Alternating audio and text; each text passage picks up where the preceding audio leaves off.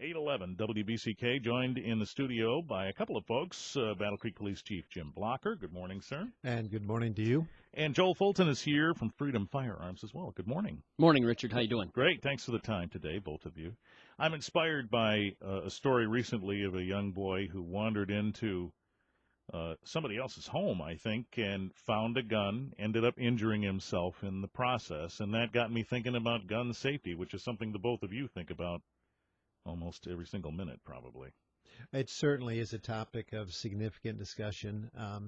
It's in our profession, and that's one reason why last night it was timely that you asked to put this on the air because of the incident, I'm sure. But I reached out to Joel Fulton and I said, there have got to be some educational programs out there. Are you familiar with any organizations that do it? We were familiar with a gun safety lock program that we participate in, and he was very familiar. And so I reached out to him and asked him to join me this morning. And I think our community is going to learn a lot of interesting things about what he says is out there and what we can potentially provide here in the future. And we do want to talk about that for sure. When we talk about safety locks, what are those? Safety locks are devices that are usually actually sold with almost every new gun that's out there right now. Yeah. Some kind of a trigger locking device or some kind of a device to disable the firearm when it's not in use. Those are provided with every single new firearm that's produced.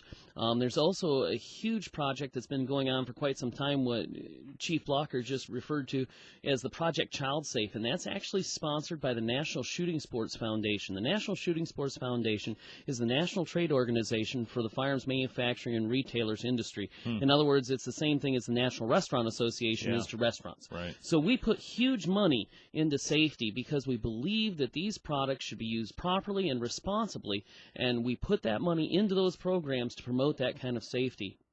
As a matter of fact, gun safety and education has become so important, and I believe Chief will reference some of this stuff, but in 2010, the legislature passed a law, it's in Michigan Statute 380.1163, that the Department of Education of the state of Michigan shall produce a gun safety education, and it actually recommends the National Rifle Association's Eddie Eagle Gun Safe program. It shall be made available to schools. All schools have to do is grab onto the program and do it. And local organizations like Freedom Firearms would be more than happy to work with our local school system, get in there, teach our kids when they're young, and teach them about firearm safety. And the beautiful thing about the Eddie Eagle Gun Safe program is it's completely non-political. It does not put a political judgment on firearms. It does not put a good or a bad pronouncement on firearms. All it does is it teaches children safety. It teaches them just like you'd teach them not to play with matches, not to drink bleach, not to stick your hands on a hot stove, and don't talk to strangers. Right. And what that does is it focuses on 4 key things. It teaches the kids, if they find a firearm, to stop, don't touch, leave the area, go tell an adult. In doing that, since 1998, I believe, that program, for its inception, it has been taught to close to 75 million children. And accidental gun deaths have drastically declined in the last 20 years. Well, we certainly have been told education is key in just about everything, and so there's evidence of it right there. And we're going to pick up on those subjects where you leave off in just a second on WBCK 816 WBCK. Here with us today, Police Chief Jim Blocker, Battle Creek, and Joel Fulton from Freedom Firearms. We're talking about gun safety, and it is interesting because certainly the point you made, Joel, about education obviously has good results, but guns are a source of curiosity for a lot of people, adults too, but you can imagine children as well. Well, that's right, and I think that's really what led to this tragic event, which we were really fortunate because the injury was minor. But we do hear on occasion, you know, those on a national scale where young people are involved and a firearm goes off and then they lose a friend or even a parent. I believe it was a mother in a grocery store was one of the more significant stories some time ago. And you're right, children are just curious. Adults are curious, as you said, and we're fascinated with firearms. Good, bad, or indifferent, no matter what, I think this country is fascinated with firearms. And the point here is about prevention and education. You know, years ago we didn't want to talk about sex education in our schools, right. And yet for some reason we felt that would proliferate the problem. And yet today we've realized we have got to lean into this. Well, I would argue that maybe we need to start doing the same thing with gun safety and gun awareness for our young people today. Question for either one of you. Do you think that video games, television, movies desensitizes us to what kind of a serious tool a firearm is? I certainly think that can play a part.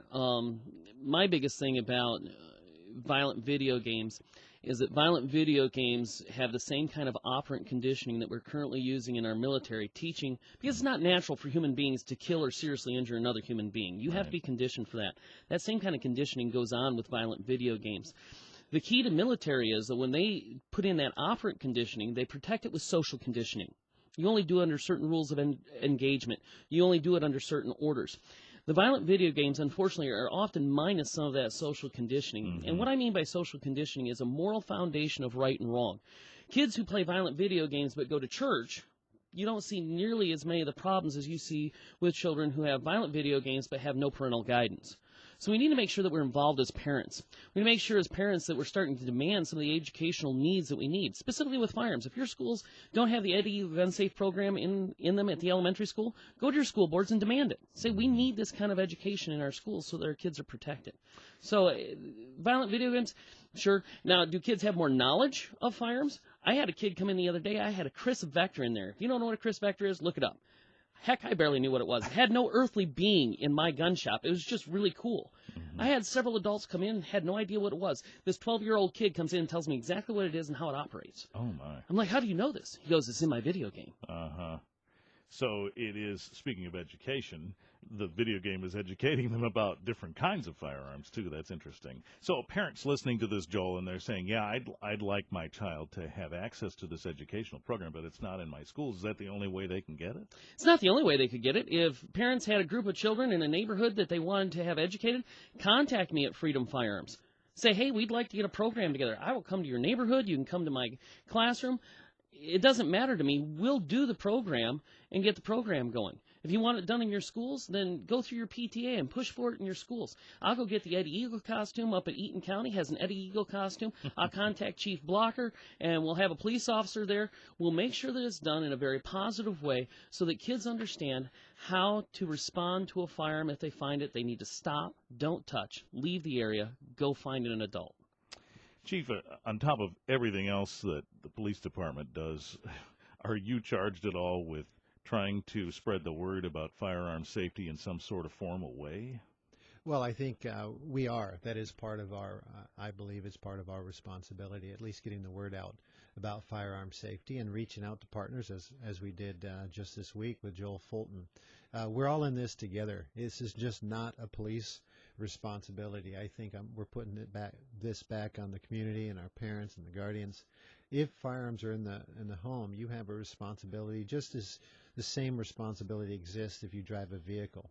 And so those are privileges, and inherent with those privileges are certain safeguards and risk mitigation strategies that you really need to employ to ensure that the firearm doesn't get in the hands of a young child. 21 minutes after the hour now. We'll continue in just a minute on WBCK. Nice look.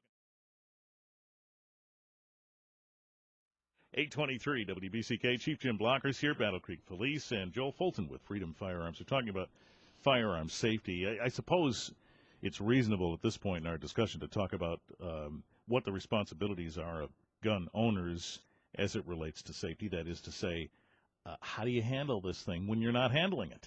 Sure, absolutely. We teach every week in our concealed carry class.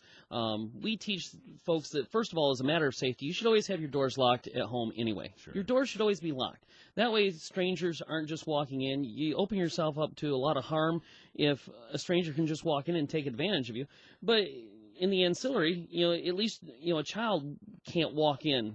And was should we apparently teach the our case, should we teach our children to respect other people's property? Sure, but at the same time, we can keep people from just wandering in where they shouldn't be. And two, we always teach people that if your firearm isn't in direct use, then it should be unloaded, locked up, and properly stored. And what I define as direct use, it's anywhere within my arm's reach. So if it is within my arm's reach, it's within my ability to use it directly for self-defense if needed. But if it is not within my direct control, then it should be unloaded, locked up, properly stored, because I don't want bad guys getting a hold of it. I don't want, children or unauthorized users to get a hold of it. I want to make sure that it's properly secured and that I'm doing my due diligence with my firearms. And I believe Chief Blocker has some other comments regarding that. Yeah, and underscore the point that having these things in mind and educational pursuits help in this regard. Well, that's right. So we talked about education, but let's just get practical, and that is gun safety locks. We have them, and we're more than willing to give them away, and if we run out, we can certainly get more. And again, that is courtesy of the National Shooting Sports Foundation through Project Child Safe.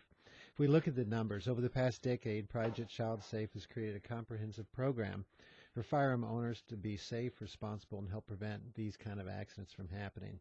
Since 1998, over 31% decline in fatal firearm accidents in the U.S., credited to this program and the gun locks. In other words, just securing your firearm. And over 70 million of these free locks have been distributed since the program started in 1998. I think it's certainly a benefit of ours. It's a program we have participated in, and we will continue to participate in it. About a year ago, we did a short blitz about the gun lock safety, and we let people know there in our lobby. And I got to tell you, I don't even think we went through a box. And so we have them. I would love it if we had a long line, and we gave them all away. Yeah. And then more importantly, that people use them, because in this case, this would have been a wonderful example where we'd actually be telling a different story about prevention and how it helped. But in this case, we did not. How does a gun lock work, Joel? It disables the trigger? Basically, it wraps around the trigger guard and makes it so that you can't insert your finger to squeeze the trigger. Got it. These particular gun locks are cable locks, so the action would then be opened. In other words, the slide would be pushed to the rearward position. The cable lock will go down through the port and down through the empty magazine well, and then locked with a cable lock. Wow. And for the purposes of a revolver, then you just open up the cylinder and stick it through one of the chambers and do the same thing. It makes it so that the firearm is inoperable. Does it stop criminals? I mean, I can get a pair of cable locks or something and cut it off. But it's certainly going to stop children and small unauthorized users from being able to quickly do anything with it, and it certainly ensures that the thing's unloaded. So we don't need an appointment to get a lock or anything. We can just show up, Chief? Monday through Friday, 8 to 5, stop by the lobby and ask for a free gun safety lock. Oh, my gosh. It's as easy as that. Wow. It is. And now some of the reason why we don't go through a lot of locks, once again, bear in mind that every new firearm comes with a gun safety lock now. Okay. So that a lot of times there's not a need when people are buying new firearms. They already have them with those firearms. They simply need to employ them and use them. And that's step 2, but you can't employ it unless you have it. So there's the point. If you don't have it, you can get it, and it doesn't cost you a thing. That's right. All right. We appreciate the time today. Chief Jim Blocker and Joel Fulton from Freedom Firearms. Thanks to the both of you. Thank you, Richard. Yep. 8:20.